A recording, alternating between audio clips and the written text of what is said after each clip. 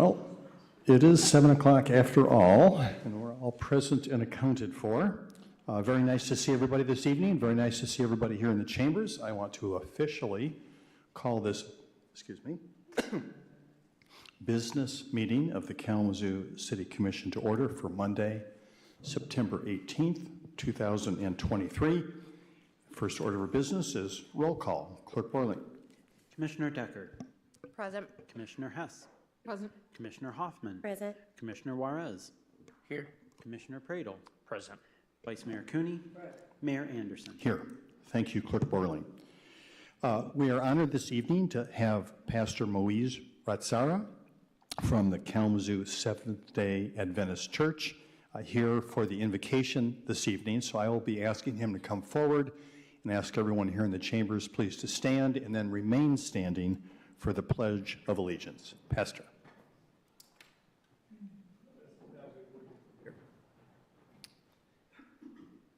Dear Heavenly Father, we want to thank you so much for the privilege of life. We want to thank you for the city of Kalamazoo. And Father, we ask that this place will be filled with your love, that it will be filled with peace and security. We thank you for our leaders for this time. We ask that you please be with them, give them great discernment and great wisdom. And thank you, Father, for your love. In Jesus' name, amen. Amen. I pledge allegiance to the flag of the United States of America and to the republic for which it stands, one nation, under God, indivisible, with liberty and justice for all. Thank you, Pastor. Appreciate you getting us started here. Have a good evening. We do have a proclamation this evening, and Commissioner Hoffman is going to be reading that proclamation. Commissioner Hoffman. Thank you, Mayor. I would like to invite Marie Lee up to the podium, please. It's an honor to read this proclamation. State of Michigan, United States of America, proclamation. Encore Magazine, 50th anniversary, October 2023. Whereas Encore Magazine was established in 1973 as the program guide for shows at Miller Auditorium, and whereas as ad sales increased, articles on local arts and dignitaries were added, leading to full-fledged magazine publication with 9 issues a year being distributed at Miller Auditorium performances, office waiting rooms throughout Kalamazoo, and a large mailing list. And whereas in 1996, Phil Schubert sold the publication to Rick and Penny Briscoe, who continue Encore's legacy as the go-to culture and lifestyle magazine for Greater Kalamazoo, increasing distribution in the community. And whereas on Halloween 2011, Encore was sold again to Marie and Craig Lee, who increased the publication to 12 issues a year, began a digital edition and website, and revamped the content to include more features on the arts, business, lifestyle, and culture of the Greater Kalamazoo community, as well as award-winning photography. And whereas Encore's distribution was expanded to include more public pickup sites, including neighboring communities, Vicksburg, Richland, Schoolcraft, Matawan, and Plainwell. And whereas in 2017, Encore received the Business Award of the Arts Council of Greater Kalamazoo Community Arts Awards, recognizing its long commitment to providing coverage and information on the arts community, and in 2020 won multiple Michigan Press Association awards for journalism and photography. And whereas in 2021 received a grant from the Irving S. Gilmore Foundation, and in collaboration with the Arts Council of Greater Kalamazoo, expanded arts coverage, its comprehensive arts calendar, and review of performances. And whereas over these 50 years, Encore has published over 3,900 stories featuring civic, community leaders, beer makers, beekeepers, artists, business owners, and more, celebrating people and organizations that do great work in and for the community. Now, therefore, on behalf of the 54th City Commission, I, Stephanie D. Hoffman, On behalf of David F. Anderson, Mayor of the City of Kalamazoo, do hereby celebrate the 50th anniversary of Encore Magazine in the Kalamazoo community. Signed by our Mayor, David F. Anderson. Thank you.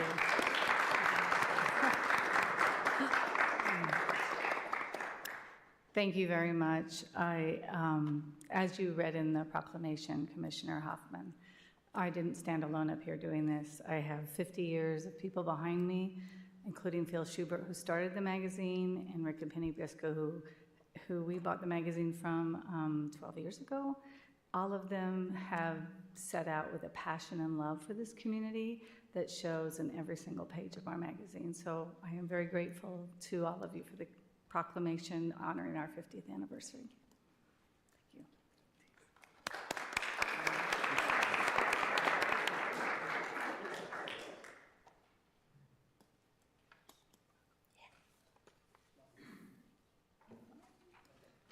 you. Thank you.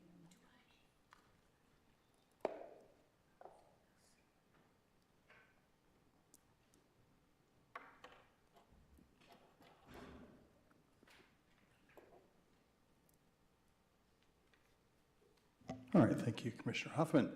Now we are down to adoption of the formal agenda. Commissioners, are there any items on the consent agenda you would like to have moved to the regular agenda?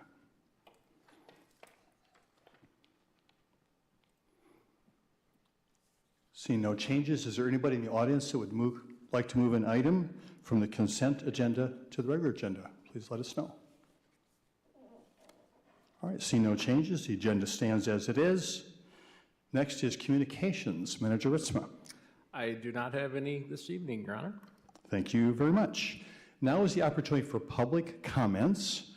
This is the one opportunity here for you to comment on anything on the commission. It doesn't have to be on the commission agenda.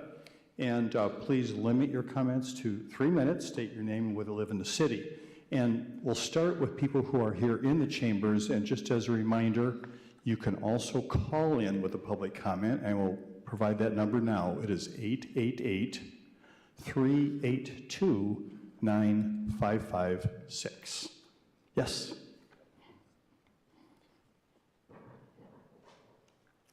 Mr. Mayor, Mr. Vice Mayor, Commissioners, Mr. City Manager, Mr. City Attorney. I'm John Allen, 3412 Bronson Boulevard. I'm here tonight to ask you to consider voting no on October 6th regarding contract reference number 91824-0010. You don't need to take notes. I gave the clerk a paper that has all this and more in it. It's about a contract anywhere from $400,000 to maybe $1 million at the end. I call it a lipstick contract. The devil's in the details. You've got to read the RFP, you've got to read the addenda, you've got to read the Q&As to really understand it. It is a clear admission that the streets projects are a mess. It's also a wasteful attempt, as Mr. Obama once said, to put lipstick on a pig. It starts with $285,000 to hire a public relations firm to do, quote, branding, marketing, and events planning, unquote, for the Streets for All projects.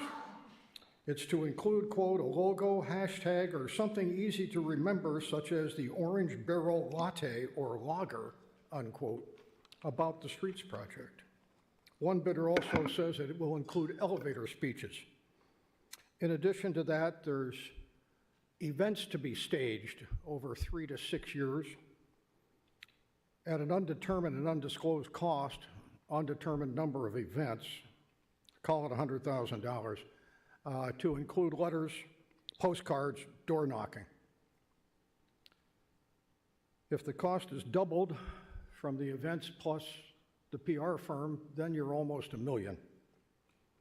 Virtually all local firms were excluded by the requirements of the RFP, but it says the actual work may be done in India.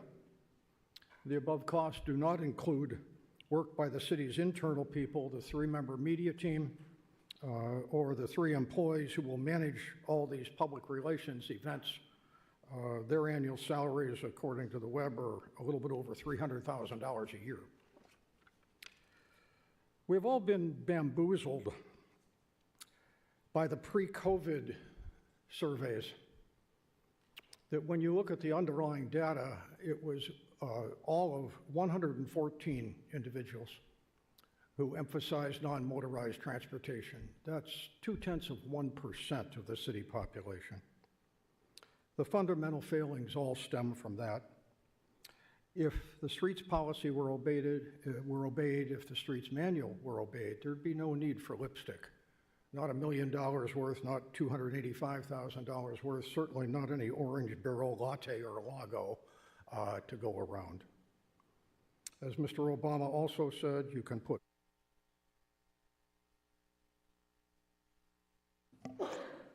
Thank you, Mr. Allen.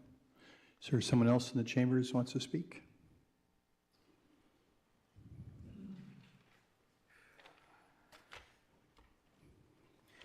Hello, everyone. Thank you for the opportunity to comment on city matters tonight. My name is Wilson. My family and I live in West Niche Hill neighborhood. I just want to stop by to show my appreciation for all the city has done to promote more traffic calming and multimodal transportation options. Although no traffic calming measure has been implemented on West Niche Hill, the traffic calming implementation in Winchell and Southside give me hope that we can make our city more livable for all ages and life goals. My family owns 2 electric cargo bikes, capable of 20 miles an hour pedal assist, and can go 40 miles before needing a recharge. With that kind of speed and range, we can pretty much go anywhere around Kalamazoo. I know one of the goals of the city is to help its residents build wealth, and I can tell you right now, the complete street policy, which everyone has supported here, absolutely help us in building our wealth. We sold one of our cars this year in April, and we project we'll be able to save over $7,000 annually by downsizing to 1 car. And this is only happening because the complete street policy and the support you guys have shown. We couldn't make that decision if the city did not implement all the infrastructure improvement, and we absolutely will be reinvesting that money back into our city in the form of supporting local business and buying fresh local produce. One thing I would like everyone here to take into consideration in the future is to work towards safer and, dare I say, more delightful connection between non-motorized infrastructures. Finally, I want to say e-bike with pedal assist are a game changer. It allows people to do much more and go much further on 2 wheels than ever before. You do not need to be super fit to utilize a bicycle for everyday errands. Last year, America bought 800,000 electric cars, while 1.1 million e-bikes were imported. And according to Deloitte, the best-selling electric vehicle in the world is not Tesla, it's e-bike, at 130 million units sold worldwide in 2022. So please continue your support for traffic calming and other model of mobility infrastructure, and please give the resident of the city a safe, economical choice when it comes to enjoying Kalamazoo. Thank you. Thank you very much.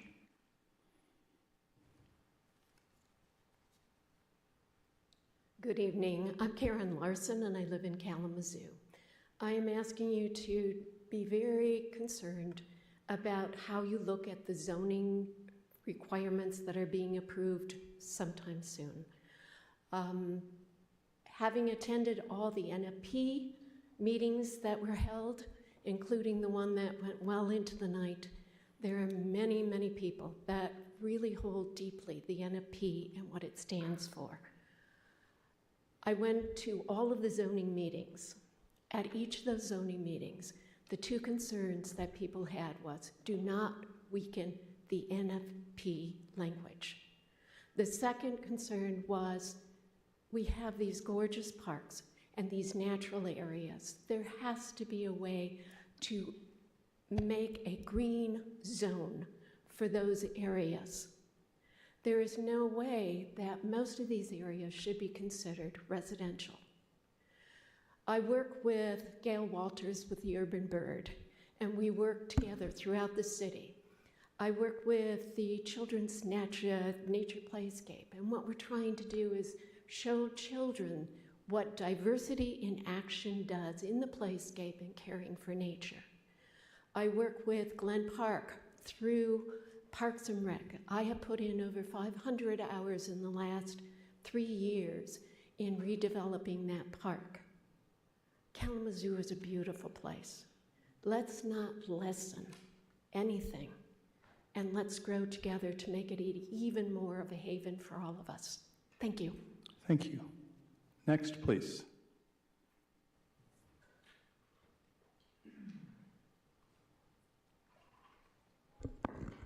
Good evening.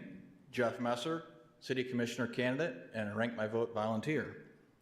We've qualified a ranked choice voting proposal for the upcoming municipal election. On your November 7th ballot, you'll see a section titled Charter Amendment, Ranked Choice Voting for the Election of City Officers. We're asking you to vote yes on this ballot question.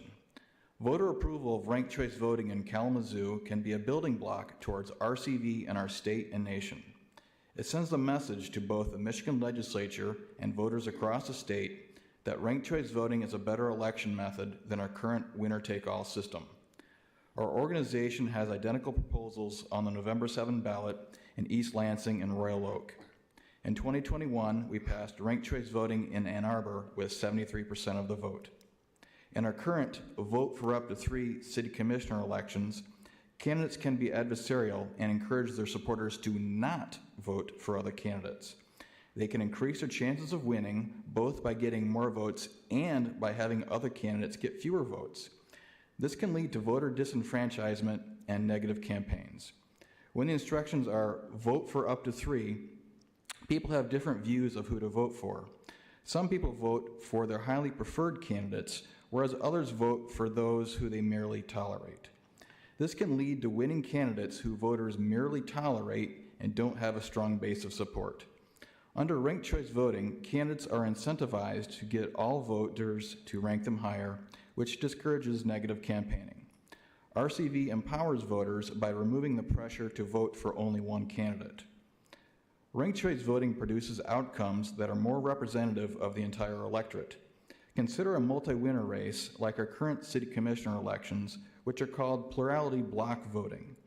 Another problem with this voting method is it permits block voting where the largest faction can see its entire slate of candidates winning 100% of the seats, leaving a large portion of voters unrepresented.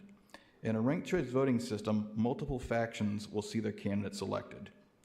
Before you vote your November 7th ballot, please take some time to study the benefits of ranked choice voting. It has been used in the United States and around the world for over 100 years. Much academic research has been conducted on the method, which you can find online at fairvote.org. You can also learn more on our website, as you see on my shirt, rankmyvote.org, where my is MI, the postal abbreviation for Michigan. Thank you, and now please welcome to the lectern Matt Smith from the Vine neighborhood. Thank you. Mr. Messer. My name is Matt Smith. I'm a resident of the city of Kalamazoo. I'm here to support and promote ranked choice voting. For me, it's pretty simple. Ranked choice voting has been proven and demonstrated multiple times to increase the diversity of our elected officials. So if the people that are listening and watching this are into increasing the diversity, racial diversity for sure, but also other forms of diversity of our elected officials, then please consider voting yes for ranked choice voting. And then a separate comment I want to make, a different comment, is about environmental racism. Most people that are watching or listening to this probably know that graphic packaging has been allowed to expand recently in the last few years to the tune of a $615 million expansion. But what people don't probably know that are watching and listening to this meeting tonight is that there's a public comment period right now that allows concerned citizens, concerned residents when it comes to environmental racism to make a public comment to EGLE. EGLE is E-G-L-E. They're the ones that regulate pollutants in the state of Michigan.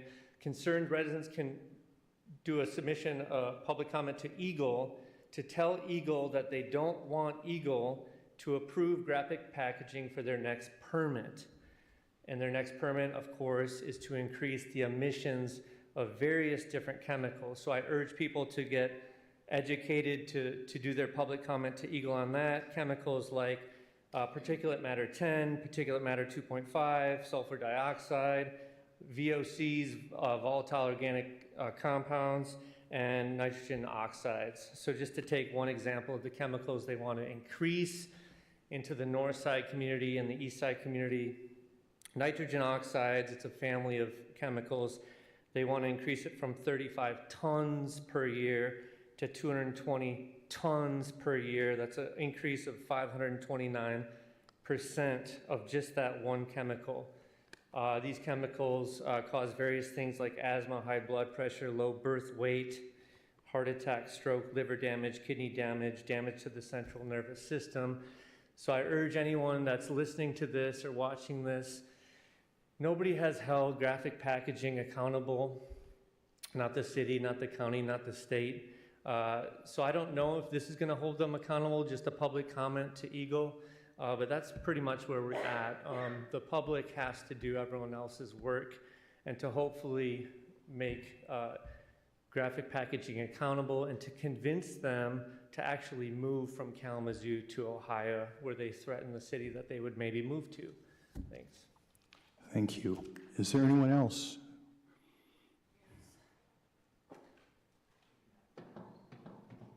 Sort of disorganized. I'll do Yes. the best I can. Ran in here. First of all, this is kind of a moot point at this point, but the application for the grant in the Winchell neighborhood. Would you be so kind as to give us your name? My name's Christine Taplin. Thank you. And you're in violation of the grant application. The grant has already been distributed to, and I talked to Carrie Williams, and it went to it was broken up into 2 different sections. And I had already spoken to the one person that was in charge of like the bike lanes and things like that. The other faction I couldn't even talk to about this violation. So I don't know what can be done about that because it's already in. But because of that, there's consequences. And one is that we're going to get a sidewalk in front of Winchell that could have been avoided, I believe, with alternatives that were suggested and were not followed through by people until it was too late, and was promised that someone would come by and to have the sidewalk go down Apple Lane, and then it would go directly to Broadway. There'd only be one crossing for kids to cross, and that crossing goes right to the school instead of going right down Winchell Avenue. The point of Winchell is the speed, to reduce the speed, which I agree with. There are many ways to go about doing that, and a sidewalk is not the answer to the speed. The speed is the problem. So the great big speed signs that were put in your property in front of my house, and without thought of even the courtesy of letting me know it was happening. Big cement thing with wires coming out right in the center of where we look out all day long. So I asked them to come over, and at least I got them to move it down a ways so it's not right in front of the house. I asked to have data from the reduction between that, having that sign there, and all of the other things that they've added, like the 3-way stop at Rambling, which is great, and another stop at,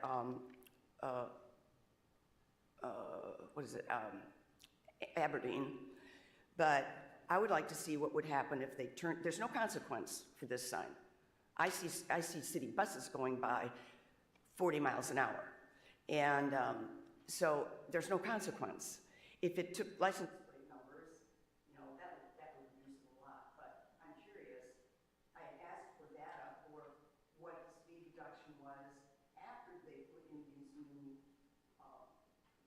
items. And I have nothing in return. Thank you. Your 3 minutes are up, and so I appreciate it. What I would request, though, is that additional turn lane be put on Open Drive so that with all this increased traffic, that at least they could make a right-hand turn and not run down the side streets to make it around because somebody wants to turn left. Okay. Yeah. Thank you. Next, please. Good evening, Commissioners. My name is Tyler Dancer, and I'm here to speak to you in the capacity of an information professional as well as a lifelong citizen of Kalamazoo's North Side neighborhood. The citizens have been insufficiently informed about a comment period that is currently taking place by Eagle and Graphic Packaging International. They are asking to raise emissions to our city, and we have until the 16th in order to make a comment. I have not met a single Northside resident that was informed of this comment period. I'm hearing it from people who are activists that come from outside of our neighborhood, people who have moved the board forward on so many levels that to where actual citizens like myself are confused and overwhelmed with information. We are trying to keep up with decisions that people have made, like petitioning to you all that we want to be displaced from our neighborhood, a place that most of us came in the late 1950s from Chickasaw County, the most racist place that we knew to slavery. This is ground zero for us, and now we're being asked to leave by people who don't even live there as a solution to increasing emissions. The information that is being collected by Eagle, because we are trying to follow the protocol, we are trying to follow the safeguards and the safety nets that are there. And when we're calling them as a professional, I am telling you 100% that the data collection is insufficient. It is almost becoming like an information war in which we cannot keep up with the way that they're collecting the data.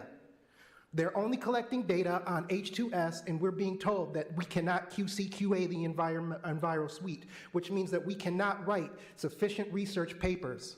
We are being lied to in terms of how H2S has an effect, and a short and long-term effect. It's more than a nuisance on the people.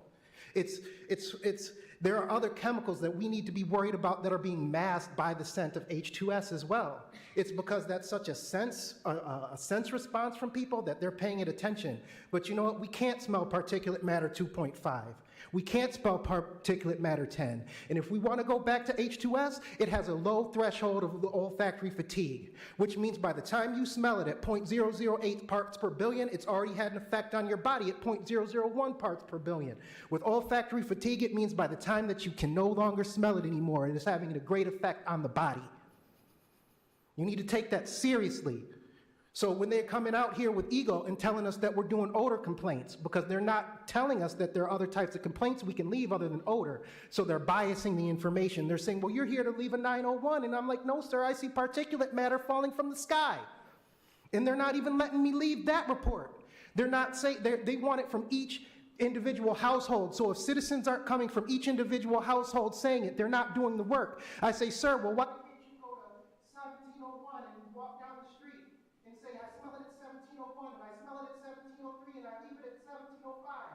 It's creating a large ethical issue on the citizens. It's an issue of social responsibility that is far too great for an ordinary citizen to take on. The bar for understanding here is that we have to become chemical engineers in order to be taken seriously. It has taken me months of my own ethical responsibility to understand what's going on here, so I don't have to inform my elders that helped raise me that they're going to die and that it's been killing them this whole time. And now that it's at 615 million more money of expansion, that it's killing us faster. And no one's doing anything. The EPA isn't saying enough. They're not doing their job. It says that they are supposed to inform the people anytime it's going over. If EnviroSuites is 1.4 parts per billion in the air, they're supposed to be telling us to get out of the area because we're downwind from it. And no one's doing it. And so I'm sorry I'm impassionate, I'm sorry I'm going over the time, but it's just so much, and it's too much. And it's putting so much social responsibility on the people that are starting to understand this. And so I'm asking you to please all make comment by October the 16th and tell them that this isn't what the city needs right now. To honor us and honor the people that are concerned and give us time to inform the people in a way that can help us do the right thing. Thank you. Thank you very much. Appreciate that. Yes, next, please. Good evening. Dustin Black, 551 Collins Street in Edison. I'm an advocate for safer streets. I've noticed some of the recent changes. I appreciate some of the recent changes that the city has done. I also have noticed that it's attracted some outside attention. A lot of people have things to say about that. So with that in mind, I want to share 2 anecdotes from the outside that I've encountered. In June of this year, I attended the statewide traffic safety summit organized by the Michigan Office of Highway Safety Planning. This conference is organized for and attended by pretty much every entity working in traffic safety in the state. This 2-day summit, the city of Kalamazoo was brought up no less than 4 different times, talking about the different things that this city is doing right now. Some speakers were applauded at the speed that the city is being transformed. Others were impressed by the city's ability to attract outside investment to leverage the funds they do have, those precious funds that we do have, put those to work. And some were just impressed that the city was doing this at all, because a lot of people talked about it for a long time. A lot of different cities have tried it. Kalamazoo is getting it done.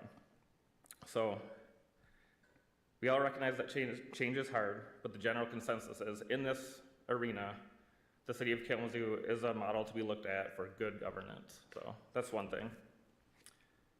The second anecdote is in July of this year, the StoryCorps, the NPR thing was here. StoryCorps is a mobile recording studio that records and preserves impactful conversations between people and it records them and allows people to reflect on them later. My wife and I recorded such a session where we talked about our daughter's recent experience of almost being run over on her bike on the Kalamazoo Street by a careless speeding driver.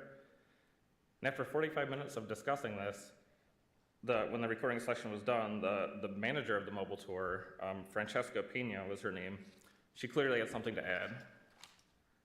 She was pretty fired up, actually, because just that morning, she was almost run over on Rose Street when she was crossing to get over to Bronson Park. She was railing about it, actually, so she was really excited to vent back to us. Mind you, Francesca is from the Bronx, by the way, New York City, wildest streets probably in the U.S. She travels all over the U.S. on this mobile tour, seeing city after city, and she was reeling about what happened in Kalamazoo. So the lesson is this, or the point is this: the city is making great strides in rebalancing its unsafe streets, and it's doing so with good public policy.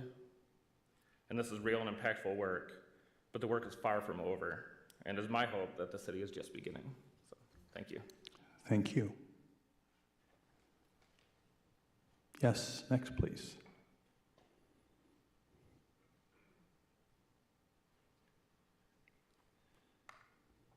My name is Shona Espinoza. I'm a resident of Kalamazoo. I'm here because I'm dealing with a landlord situation. I think it's unfair that landlords can raise the rent, have tenants live there without cleaning it and making sure everything is properly fixed. And then when you make a complaint, they retaliate against you, and that's what I'm dealing with right now. And I'm asking y'all to change the way landlords and tenants happen. Make sure these inspections happen before the tenant move in. I shouldn't have to move twice in 1 year. I put a complaint in on Sunday. The inspector came out on Tuesday. On Wednesday, I get a text from my landlord talking about I have 30 days to get out, and they will be over within 24 hours. They never came, but they came the following day without a 24-hour notice. I'm asking y'all, this is why people are homeless. There's why so many people in Kalamazoo are houseless. It's not affordable housing, but on top of that, it's not livable. It's not livable at all. This is a nightmare. I have a 2-year-old grandson. I have a 7-year-old son that I'm gonna have to move again in the same year because landlords do not care. Anderson, you are big on housing. I need you to step up, put your big boy pants on, and be out here. We need you. We need the city commission to be out here. On top of moving, I have to come up with money again to move. Working for Kalamazoo Public Schools, we don't get high-paid money. I'm support staff. I'm asking y'all, please come out here and really see what's happened between tenant and landlord. It's not fair. It is not fair. I'm asking y'all to do y'all part. This is why so many people are houseless. There is nobody standing up for them that are in y'all positions and asking these landlords to stop treating their tenants like this and raising the rent. I got help last month through an agency. The same day that agency called them, they turned around and told me they was raising my rent by $500 because I can have HRI help me. And we all know how HRI works. This is unacceptable. This is extremely unacceptable. I'm asking y'all to get out here and do y'all part. Because we as Kalamazoo citizens deserve better. Our babies deserve better. Thank you. Thank you very much.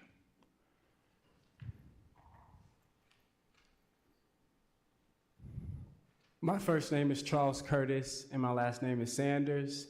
I live on the north side. I'm here actually just to learn.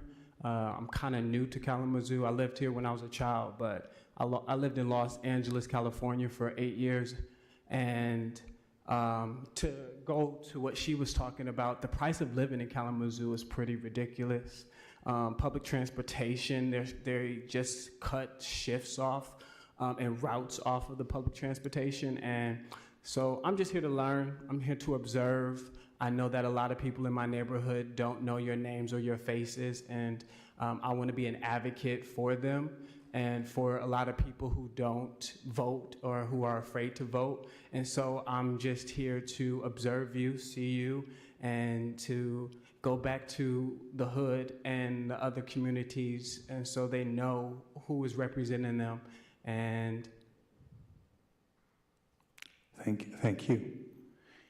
Is there anyone else in the chambers? Yes, Jacob? Hey, greetings, commissioners. Stopping in support of some of my friends and family. My name is Jacob Johnson. I'm a fourth generation City of Kalamazoo resident. Let me catch my breath. I was going up the stairs. And so, through being a fourth generation Kalamazoo resident, I have seen my family struggle in a lot of ways being citizens in Kalamazoo. And I see my children enduring that struggle. One of the ways I'm seeing that manifest, could use a little water, is through our air quality. And so I'm super concerned about the lack of urgency between our city, our county, and our state health department. I'm worried about the future of Kalamazoo residents. The Harvard Center for the Developing Child put together a paper that is called Place Matters. And I suggest y'all look it up. I know y'all are very smart individuals, so you understand the environmental impacts of racism and environmental impacts on health and wellness. Kalamazoo is on the front grounds of environmental racism, and that's nothing new. This air quality situation, a corporation that's making millions of dollars getting away with poisoning, specifically black and brown neighborhoods, is unacceptable. And all y'all should be ashamed because you are the leaders of our city and our children are suffering. And so I'm still curious what the follow-up from the state's health department is gonna be in terms of this urgent issue. But I hope we can find a solution that includes shutting graphic packaging down. It has to happen. It should have been happened. And I'm ashamed that it's continuing to go on this far. I hope our residents rise up, because it's obvious that you all are not. And so I would love to talk more about this. And I'm saying this as a fourth generation Kalamazoo resident, but more so a parent of a fifth grader and a kindergartner, who I would love to be able to carry on the legacy of my family in Kalamazoo. And so I'm demanding justice, and I'm demanding that. Thank you. Anyone else in the chambers this evening would like to take advantage of this public comment period? Seeing no one, Deputy City Manager Chamberlain, has anybody called in with public comment? All right, we'll go ahead and check the lines.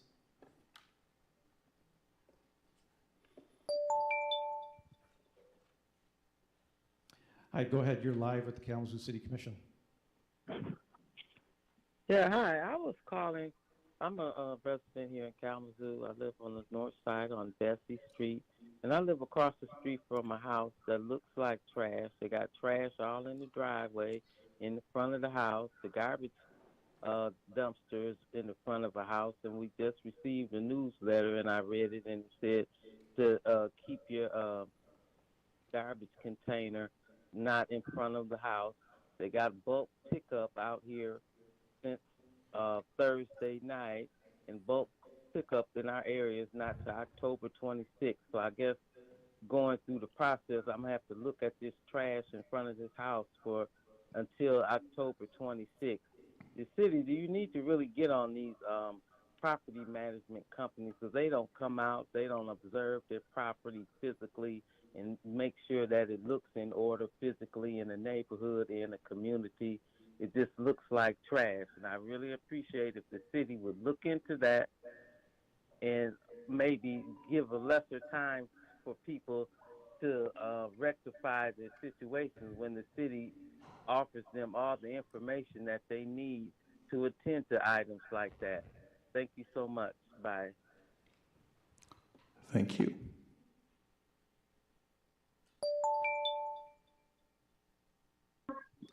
Hi, go ahead. You're with the Kalamazoo City Commission, live.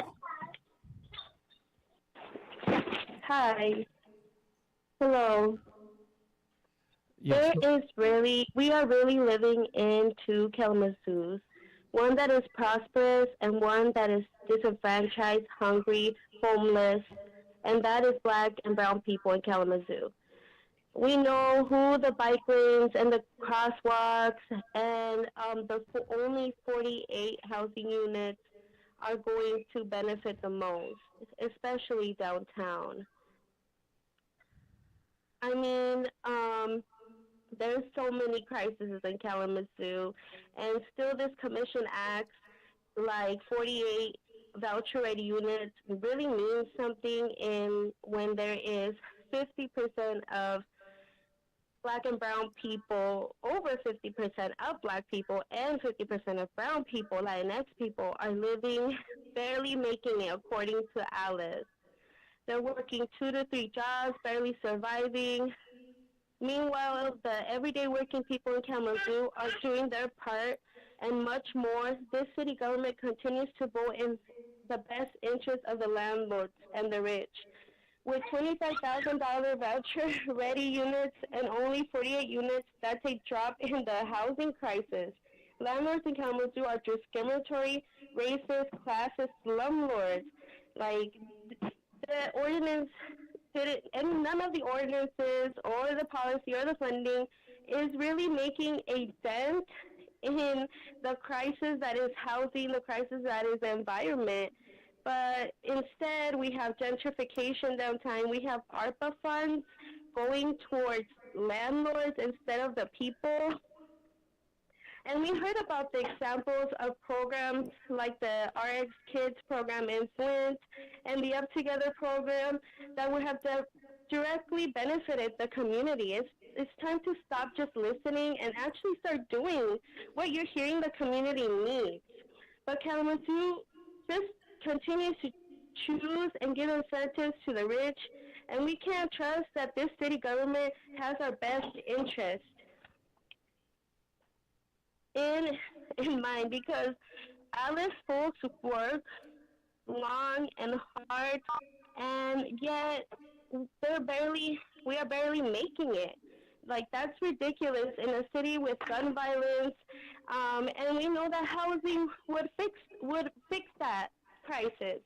But 48 units, That's what you pat yourselves in the back for. 48 units, and for what? For landlords, instead of allowing people to build wealth and asset in their own communities, you give this money to landlords that are not going don't have experience of working with voucher recipients.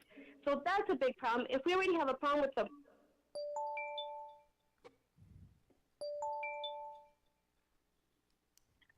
Hi, go ahead. You're live at the Kalamazoo City Commission. Hi, this is Remy Harrington, and I live on Rosenbein Street.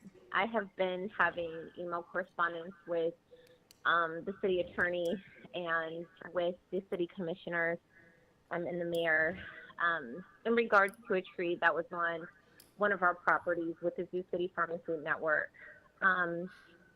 I just would like to mirror a couple of the different comments that I heard tonight, specifically as it relates to environmental justice. The city of Kalamazoo cut down a tree on our property, as mentioned, and I'm really disgusted because Edison and the North Side are areas where my people live, in greater proportion to the other core neighborhoods in this community. And to cut down trees without my knowledge or consent, and I run a local food policy council, Black women-led and co-founded local food policy council, and to not be given at least a modicum of respect to even have the conversation about the quality of the tree when we are facing disproportionate numbers as it relates to, and just issues surrounding our air quality and how Black people and people that live in these neighborhoods are disproportionately affected by it. Y'all can't just be cutting down trees and then gaslighting me and telling me that the tree is dead. The tree was on our property. It was not in a city-owned right-of-way.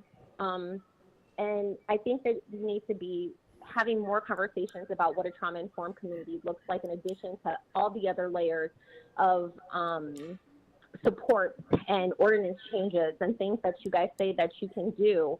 You need to understand the context of what a trauma-informed community is and how to apply that. The county adopted that in 2018, but you need to understand how to integrate those concepts into your systems of order and to consider a theory of change that has layers and layers of how we can be more supportive of working with community and resident-led initiatives. I'm really disappointed. I believe in Kalamazoo, and I'm grateful for our democracy, but I think we all just need to do a lot better. Thank you. Thank you.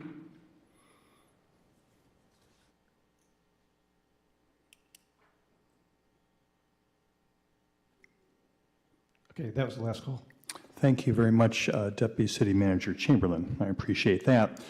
I want to thank everyone that took the time and made the effort to either come to the chambers or to call in to take advantage of this public comment period. Next is the consent agenda. Manager Ritzma. The following 10 items are presented for approval. First is the approval of a contract with Kramer Design Group for the Historic Reconnaissance Level Survey Analysis Project in the amount of $111,988. Next is the approval of a contract supplemental and change order with Blue Cleaning for the citywide custodial services in the amount of $120,347.40. Next is the approval of a cooperative purchase agreement with Carasoft through the OMNIA EDU contract for Salesforce CRM services in the amount of $186,667.42. Next is the approval of a sole source purchase of engineered high-capacity carbon from Pure Air Filtration for the removal, replacement, and disposal of carbon in the wastewater treatment plant scrubber units in the amount of $443,213. Next is the approval of a professional service agreement with Whiteman & Associates for construction engineering services in support of the Westnedge Avenue water main, roadway, and sanitary project in the amount of $817,750. Next is the adoption of a resolution approving a contract supplemental and change order with Consumers Energy and authorizing a change in the street lighting contract for West Michigan Avenue from Drake Road to Howard Street. Next is the adoption of a resolution approving a contract supplemental and change order with Consumers Energy and authorizing a change in the street lighting contract for Ransom Street from Walbridge to Burdick Streets. Next, the adoption of a resolution approving a contract supplemental and change order with Consumers Energy and authorizing a change in the street lighting contract for Fraternity Village Drive and California Ave.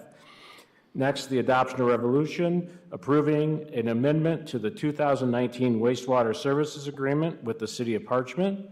And finally, approval of an agreement with the Michigan Department of Health and Human Services for an ending community violence grant in the amount of $50,000.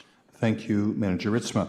Commissioners, the requested action is a motion to approve items 1 through 10 and authorize the city manager to sign all related documents on behalf of the city. Is there a motion? So move. Motion made by Commissioner Juarez. Support. Supported by Commissioner Hess. Clerk Borling, please call the roll. Commissioner Hess. Yes. Commissioner Hoffman. Yes. Commissioner Juarez. Yes. Commissioner Pradel. Yes. Vice Mayor Cooney. Yes. Mayor Anderson. Yes. Commissioner Decker. Yes. Thank you. Commissioners, items on the consent agenda are approved. Now we're at the regular agenda. City Manager Ritzma. Item H1 is approval of a contract with Peters Construction Company for the replacement of water main on Balch Street from Park Street to Burdick Street in the amount of $1,562,158.97. Thank you, Manager Ritzma. Is there a staff presentation on this item? No, but we have staff available if there are any questions. Thank you. Commissioners, questions for staff on this item? Commissioner Pradel. Hey, Director Baker. Welcome, Director Baker. Thank you, Your Honor. City Manager, City Attorney, City Commissioners. Just figured since it's a regular agenda item and it's a lot of cheddar for a stretch of road that it might be worth just sharing with the public why we're doing this. I know if you read through, one of the main reasons is that we have 2 water mains that are of smaller size that need improved size and whatnot. If you could just talk a little bit about that work. Yeah, certainly, and thank you for the introduction. So this is a project that's going to consolidate some water main infrastructure within the street. There is a water production station, Station 3, that adjoins this. So there's what we call a transmission main, and then there's also smaller distribution mains. So we're going to work through this project to consolidate the number of water mains that are in Balch Street. This project's going to get started right away so that the Burdick Street intersection can get cleared and completed before the winter. So you'll see that this project's going to start relatively soon, once approved, and we work through those approval process, which there are some more back office things that have to happen after the commission meeting. And then that will get underway. Then the rest of the project, the majority of the work will happen in 2024. This water main for this project is here already. That was purchased last year as we did advanced purchasing of the water main to deal with some short-term supply chain challenges that we were dealing with at the time. Thank you very much, Director Baker. Other questions for Director Baker? No. All right. Thank you so much, sir. Thank you. Appreciate it. Seeing no more questions, now is the opportunity for public comments on this item. Is there anyone here in the chambers who'd like to make a public comment on regular agenda item H1? Seeing no one, Commissioners, the recommended action is a motion to approve. Is there a motion? Motion made by Commissioner Juarez, supported by Vice Mayor Cooney. Any discussion? Commissioner Pradel. I'm just going to note, I'm continue to be impressed with tidbits like the fact that that water main was purchased a year ago, right? And recognizing that there were supply chain issues. So I know that in previous votes and work, trying to buy infrastructure, supplies, and materials well in advance so that we can complete the work that we've planned on doing. So thank you to you and your team for doing that. Yeah, great forethought. Any other discussion? All All right, seeing none, Clerk Borling, please call the roll. Commissioner Hoffman. Yes. Commissioner Juarez. Yes. Commissioner Pradle. Yes. Vice Mayor Cooney. Yes. Mayor Anderson. Yes. Commissioner Decker. Yes. Commissioner Hess. Yes. Thank you, Commissioners. The motion passes. Next item on the regular agenda, City Manager. Item H2 is first reading of an ordinance to repeal the existing Chapter 28 of the Kalamazoo City Code, wastewater discharge regulations and enforcement procedures, and enact a new Chapter 28, wastewater discharge regulations and enforcement procedures. Thank you, Manager Ritzma.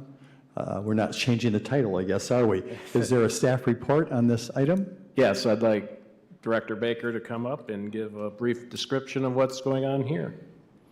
Good to see you back. Yeah, thank you, Your Honor. Thank you, City Manager. So just to give some background on, what this ordinance is all about. This regulates what folks can discharge into the sewers, and then those sewers eventually come to the wastewater treatment plant. So this is something that we've been working on for a number of years. If you've glanced at the report, you'll see that this work started back in 2017 and has been meticulously advancing all along. There's quite a lot of research that has to go into this. There was a study at the treatment plant that focused on the efficiency and productivity of the treatment plant, what we could treat, what we could take out, the performance of that, if you will. And then that was kind of then calculated upstream to figure out what the maximum allowable headworks loading levels would be from that. So a lot of work that went into this. This was all approved by Eagle, and our next step is the recommended implementations. This is first reading. It would be our goal to have this ordinance in place that would then support the issuance of new discharge permits to all of the customers that we then have. Those would be your industrial customers that discharge waste to us. This enables us to write new permits for them, and we'd like to have those in place on January 1st. Thank you very much, Director Baker. Questions, Commissioners? Commissioner Hess? I just have a comment. I got to tell you, Director Baker, when I was reading through this ordinance, I gained immense respect, greater respect for you and your department for being able to make sure that we have these ordinances in place and respect them. It also gave me pause today as I was in the dental chair and read about the very amalgam last night that they were removing from my tooth. So to know that it goes from, dental office to Pfizer, you have a great scope of work ahead of you, and I really appreciate you doing it. I just wonder if, what are the major changes to the one that we're going to repeal and the one that we're going to put in? There's a lot there. So if you look at your existing Chapter 28, I think there's something like 35 pages. This new ordinance is upwards of 140 pages, if I'm correct. I can't compare them. They're night and day. There's a lot of regulation that has been updated over the years. This new sewer use ordinance takes that all into consideration, and so this is a whole new model, if you will. We were supported with experts in the industry. We brought on Fishbeck, Thompson, Carr, and Huber as consulting engineers specifically for this project, and worked with some of the best and brightest in the industry. We also brought in George Davis, an attorney that's got years and years, decades of experience working just in sewer use ordinances. And so folks like George Davis, Fishbeck, Thompson, Carr, and Huber have all kind of come together to make sure that we've got the best ordinance possible that we can have, and that includes every update and every new industry standard, so that we're putting our best foot forward now in 2023, and with all the latest updates in terms of individual constituents. So if you go through, one of the important things is what we call local limits. Those are all the tables of toxic materials that you cannot discharge, or they give you concentrations that you can discharge to us. As we got into that, we saw that there was some major changes happening from where our ordinance once was, from our previous tables. One of the things that is unique in this sewer use ordinance is our ability to implement what we call special allocations for loading, or sales, SAL. And what that allows, one manufacturer might have one of those pollutant parameters that they deal with, and many others may not. So we can look at the treatment plant capacity, and we can allocate more capacity to one user and limit it more in others. So that's one of the things that the program gives us some flexibility to support local manufacturers, small businesses, things of that nature that may not be able to comply with some of those right off the gate. Thank you. I just have to say I appreciate your leadership in pursuing this new ordinance, and I'm grateful for this for the city. Thank you. Thank you. Good question, Commissioner Hess. I appreciate it. Any other questions for Director Baker? All right, seeing none, thank you, sir. Thank you. Now is the opportunity for anyone here in the chambers to comment on this item. This is item H2. Is there anyone in the chambers who wants to address this particular item? All right, seeing no one, Commissioners, the recommended action is a motion to offer for first reading. Is there a motion? So moved. Motion made by Commissioner Hoffman, supported by Commissioner Juarez. Any discussion, Commissioners? All right. Clerk Borley, please call the roll. Commissioner Juarez. Yes. Commissioner Pradle. Yes. Vice Mayor Cooney. Yes. Mayor Anderson. Yes. Commissioner Decker. Yes. Commissioner Hess. Yes. Commissioner Hoffman. Yes. Thank you, Commissioners. The motion passes. Next, reports and legislation. Manager Ritzma. Thank you, Your Honor. And I'd just like to take this moment to recognize our very own Dennis Randolph. He's our traffic engineer. Mr. Randolph has been awarded or selected as Michigan's Transportation Asset Management Council for their Carmine Palumbo Individual Achievement Award this year. So this is a career service award given to individuals that have demonstrated outstanding support of asset management and transportation asset management council. Dennis was chosen from a group that includes elected officials, both state and local, support staff from state agencies, regional and metropolitan planning organizations, county road commissions, local units of government, the education community, and other individuals involved in promoting the Traffic Asset Management Council program. So what a great honor for our own Mr. Randolph. And I know he's come under fire recently for a lot of the changes that are being made. We heard earlier from a citizen about, change is difficult, and we certainly realize that. But we also, I want to recognize Dennis's contribution as a city employee and a long-term professional in a field that he's nationally recognized. And so I just want to support Dennis in what he's doing. He is following the plans that commissions before have put forth, and so he's basically doing his job. And I just want to stand up and recognize Mr. Randolph this evening. And that's all I have this evening, Your Honor. Thank you very much, Manager Ritzma. Now is the opportunity for commissioners to comment for the agenda this evening. Is there a commissioner who would like to start us off? Vice Mayor Cooney. I just want to commend the United Auto Workers for standing up for workers' rights. And they are at the cutting edge of the struggle to at least slow down the inequality, the tremendous inequality that's taken place. Over the last 5 years, last 6 years, no, actually over the last 13 years, they've made great concessions to the company and they haven't received any payback for that, whereas the people at the top have gotten millions of dollars in payback. And I think they're symbolic of what is happening to workers around the country.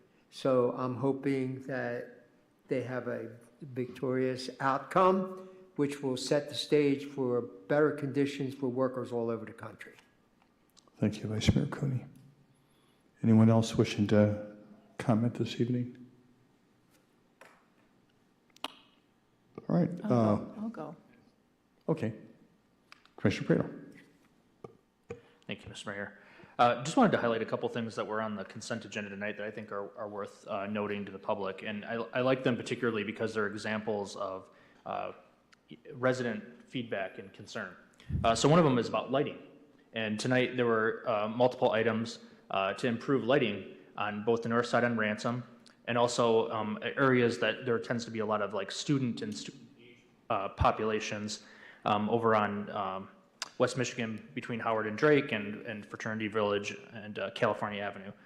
You know, we heard from, in the particular instance of some students, there was a death, I think a number of injuries that have happened over that stretch over the years from people who were walking the roads or, you know, weren't seen at night. And this was an example of actual young people petitioning. I mean, we at one point had a petition that had several hundred young people sign on to saying, like, it's not safe. We need better road conditions, safety features, better lighting.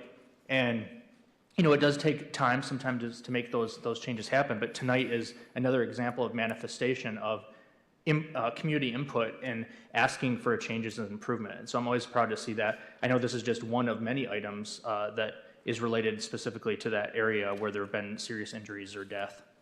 Also noticed there was a Salesforce CRM service, which doesn't sound very exciting, but the thing that if you read into it, why that's exciting is because it's integrating our communication, right? So 311 will be integrated to other departments. So what does that mean? Better communication for residents. It means that we're connecting dots. So maybe we missed something where there was somebody working with another department that we might be able to pick up somewhere else. And I think, again, that's a win because we've heard from our residents that we want improved communication and better access to get to government and solving problems, and this is definitely going to help that. I wanted to make sure to follow up with Commission as well. I brought up last time about bringing forward a resolution to work on making sure that the immigrant community in the state of Michigan can have access to driver's license. Would be one of 16 states that already do this. I was able to get the previous draft type material that we had before, so I'd like to make sure to update that, so I'm hoping we can bring that forward to the next commission meeting to get that passed.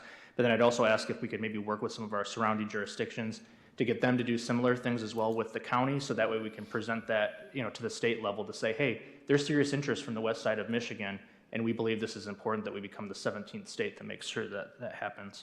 And also, just a very exciting, thank you, City Manager Ritzma, for sharing the news about Dennis Randolph. That's really exciting news, and again, that brings prestige and attention to our community about innovative model work that we're doing as well through Dennis Randolph.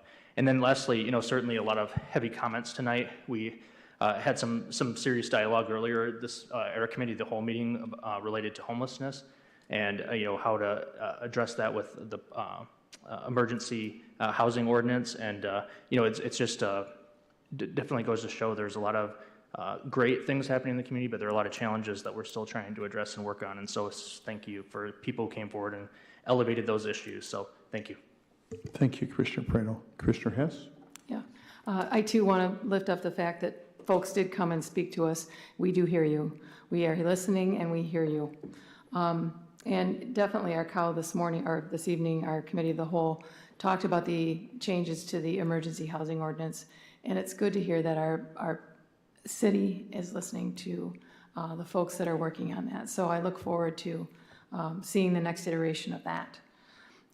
In terms of things happening in this community, the Great Lakes Peace Jam for 2023 Fall Slam is on mental health matters. That is Saturday, October 7th from 9 a.m. to 4 p.m. at the College of Health and Human Services at Western Michigan. And it is for youth, featuring a youth panel, a wellness workshop, and centering and creating change. So you can go to greatlakespeacejam.com/events to register for that on October 7th. And again, working on mental health in our youth. National Drive Electric Week. I know that I keep pressing our public services and our city to go to do more electric vehicles, but electric vehicles are out and around. It is National Drive Electric Week beginning on September 23rd. There will be an event at Midtown Fresh from 10 to 3. So if you're curious or you want to talk to current owners and you're thinking about maybe going electric, those are the folks to talk to. And then just a great event, a free great event for our entire community is the Sounds of the Zoo that is happening. It's a free music festival featuring 52 bands or music acts from between September 25 and October 1. So that's next week throughout the city, and that's soundsofthezoo.com.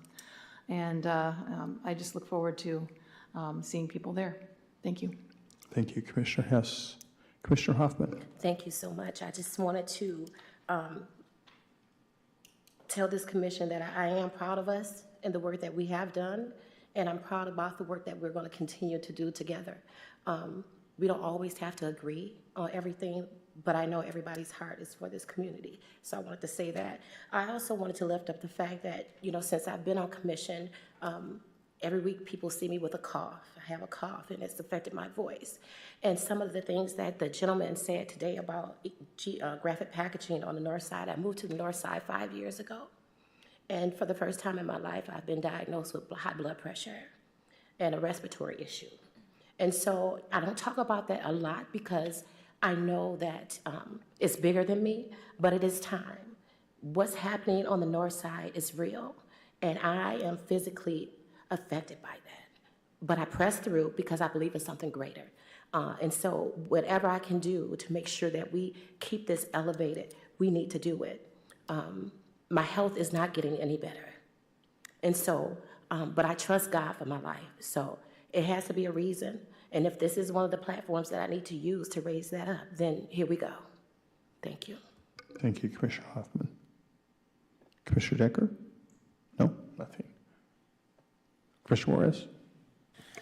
So we are in the midst of celebrating Hispanic Heritage Month, which is really awesome to see that being lifted up in our community, because as before, it wasn't really a priority, right? And so organizations like El Concilio and things that are happening in Chicago, Grand Rapids, across the nation, just seeing that plastered all over Facebook and stuff it's very honoring, right? To see where my people have come from and where they're elevating to. And so, sky's the limit for us. So I just wanted to lift that up and remind people that that's happening. It's this month, right? And so, and the difference between Cinco de Mayo and Mexican Independence Day are completely two different days, right? And Cinco de Mayo was a battle of Pueblo, and it's completely different. It's a victory that Mexico won, but it's not Mexican Independence Day. So I want to make that clear distinction because a lot of people think that Cinco de Mayo is Mexican's Independence Day, but it's not Mexico's Independence Day. We just had our Employee Appreciation Day for Kalamazoo and the workers of Kalamazoo. It was really good to see how we appreciate the men and women that serve the city of Kalamazoo. A lot of the work that's being done in the background is unseen. The man hours that go into taking care of our roads and, after storms happen and trees go down and, in the winter when the streets are being plowed and the parks are being taken care of. And, Kalamazoo is a well-oiled machine, but it takes men and women to continue to do that work. And so very proud of our staff, and across all departments. And seeing the work and the passion they have to do what they do, because it means a lot. I just think about if one of our departments went away, what would Kalamazoo look like? It'd be scary, but so I just want to give a shout out to them. In light of some of the recent murders that happened, it's just, again, heartbreaking. Gun violence just affects people directly, indirectly in this city. And I commend some of the stuff that's happening on the ground and on the front line with some of these organizations who are working on it. And yes, to Stephanie, to your comment about the homeless population and housing, we got to put more to it. We got to put, that emphasis of, urgency on it. And even with graphic packaging, I lived on the east side for about 4 or 5 years in the Riverview co-ops, right? And so I know what that's like. And so I think there's more we can do, right? We haven't arrived as a community yet, and we're still growing and becoming and learning what that looks like. And I'm proud of being up here and serving with you guys, because you guys all have a heart for this work, right? Or else you wouldn't be here. So my hat's off to you guys. Thank you, Commissioner. Just a couple things real quick here. I guess I just want to remind all of us as we're doing this, and this is important work that we get the honor to do here together. But one of the things sitting in this seat you're reminded of over and over again, the amount of events that we get invited to, the amount of programs, more than any of us could go to oftentimes in any given day. And I just had a recent day just last week where literally I went to a groundbreaking for the new Boys and Girls Club building in the morning, $11 million building, which is primarily supported by philanthropy and the city of Kalamazoo.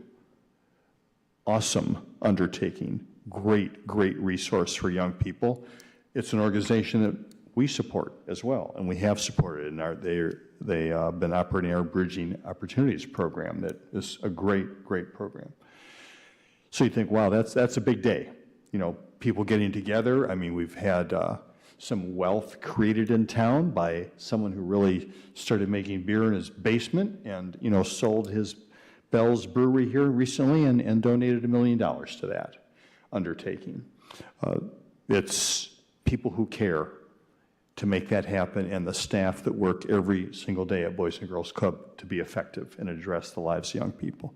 So that happens in the morning. I think that's a big thing for that day. A couple hours later, Commissioner Hess and I see each other again over at Milestones, what used to be called Senior Services, for another groundbreaking. So this is an organization in town that assists seniors. The other end of the spectrum we're talking about, making sure people can live at home and deliver. Got volunteers up here who have delivered Meals on Wheels, and they're improving their facilities down there to make it easier for the volunteers to help and continue to have that be a robust program. That evening, there was a recognition for Communities in Schools. 20th anniversary of Communities in Schools. Communities in Schools is now in 22 different schools here in Kalamazoo Public Schools. And I know you're on the board. Are you still on the board, Vice Mayor? And this was an idea that somebody had years ago. I think you were part of helping imagine that and bring that organization to town here. And now here we are 20 years later, supported, funded, doing more work than ever, and just recognizing that. It's just amazing all the different things that are going on here in Kalamazoo trying to do the good work. Just related to some of the comments this evening, I also have to say, experienced some of that frustration that people expressed about now is this time to respond to this portal, about Eagle related to their permit. It was not clear to me exactly what was going on, what information they were trying to get feedback on, and what did I fully understand, whether I could even express any kind of an informed opinion on that. So I'm hoping that we'll be using our media resources to make sure that that opportunity is out there, and perhaps in some way that's accessible to the layperson, which I would put myself definitely in that category. Some introduction to help people understand what it is they're commenting on and how important this opportunity is. And that time's not up. We have until October 16th. So I'm hoping that we'll use our city resources to make sure that people understand that. So, as not unlike as happened before, we have a closed session tonight, and we have to make a motion to go in a closed session. Just a reminder is when we go into a closed session, we do not take actions All those actions have to happen here in the public arena, but it's, this particular closed session is to discuss pending litigation. When we do have to take action, as we did last week, right, I believe, related to a bargaining unit contract, we came back out here and acted on that afterwards. Will that be the case this evening, Attorney Leal? No, Mayor. Okay. So that means that at this point, since we will not be coming back in open session, go into closed session, we can adjourn the meeting now, and we will then go into our closed session and will not be taking any action. So, about to do that then, we have to have a motion. The recommended action is a motion to go into closed section to discuss pending litigation. Is there a motion? So moved. Support. Motion made by Commissioner Juarez, supported by Commissioner Hess. Clerk Borland, please call the roll. Commissioner Praedel. Yes. Vice Mayor Cooney. Yes. Mayor Anderson. Yes. Commissioner Decker. Commissioner Hess. Yes. Commissioner Hoffman. Yes. Commissioner Juarez. Yes. Thank you, Commissioners. The motion to go into closed session passes. I love you, Kalamazoo. We are adjourned.